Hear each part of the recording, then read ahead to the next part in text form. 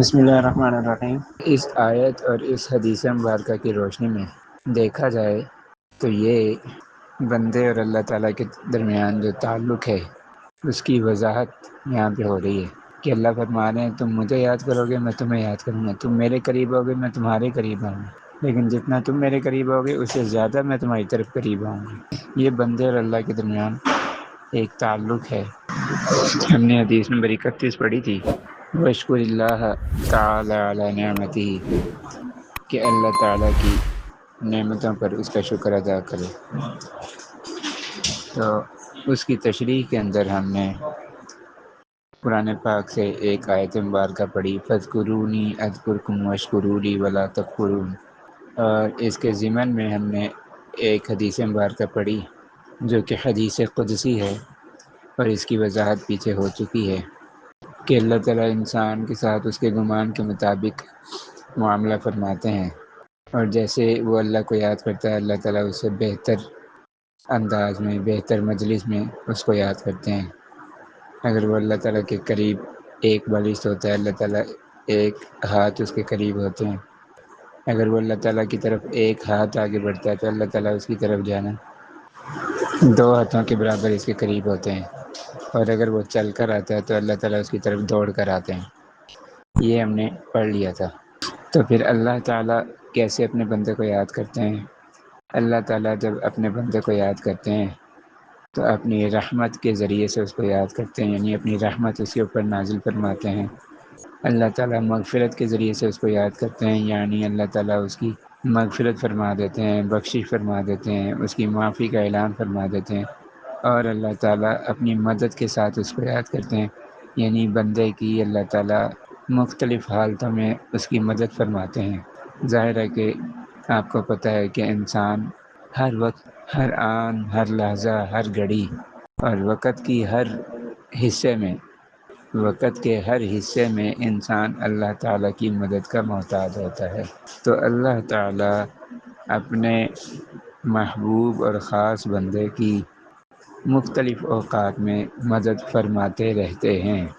اس میں 3 چیزیں بیان ہوئی ہیں، مطلب اس آیت کو سامنے رکھا جو حدیث مبارکہ کو، تو اللہ تعالیٰ کی اپنے بندوں کے ساتھ محبت، قربت اور شکر گزاری، اس آیت میں ہمیں 3 سبق دیے گئے ہیں۔ یہ جو ہم نے آیت پڑھی تھی نا، فَاذْكُرُونِي أَذْكُرْكُمْ، کہ تم مجھے یاد کرو میں تمہیں یاد کروں گا، وَاشْكُرُوا لِي، اور میری نعمتوں کا شکر ادا کرو، وَلَا تَكْفُرُونَ، اور ناشکری نہ کرو۔ تو انسان اللہ تعالیٰ کو کیسے یاد کرتا ہے؟ انسان اللہ تعالیٰ کو یاد کرتا ہے عبادت کے ذریعے سے، تسبیح کے ذریعے سے، تکبیر کے ذریعے سے، تحلیل کے ذریعے سے۔ اب تسبیح کس کو کہتے ہیں؟ سبحان اللہ، اللہ تعالیٰ کی پاکی بیان کرنا تسبیح کہلاتا ہے۔ تکبیر، اللہ اکبر اللہ اکبر، اللہ تعالیٰ کی بڑائی بیان کرنا تکبیر کہلاتا ہے۔ تحلیل، لا الہ الا اللہ، اور اس کا ایک مفہوم یہ بھی ہے کہ فَاذْكُرُونِي، تم مجھے یاد کرو عبادت کے ذریعے، اذکرکم، میں تمہیں اس کا بدلہ اور جزا دوں گا، یعنی میں تمہیں یاد کروں گا اس کے بدلے اور جزا کے ذریعے سے۔ آپ کو پتہ ہے کہ ہر کام کے بدلے میں اس کا صلہ ملتا ہے۔ اگر انسان برا کام کرتا ہے تو اس کی سزا ملتی ہے، اچھا کام کرتا ہے تو اس کی جزا ملتی ہے۔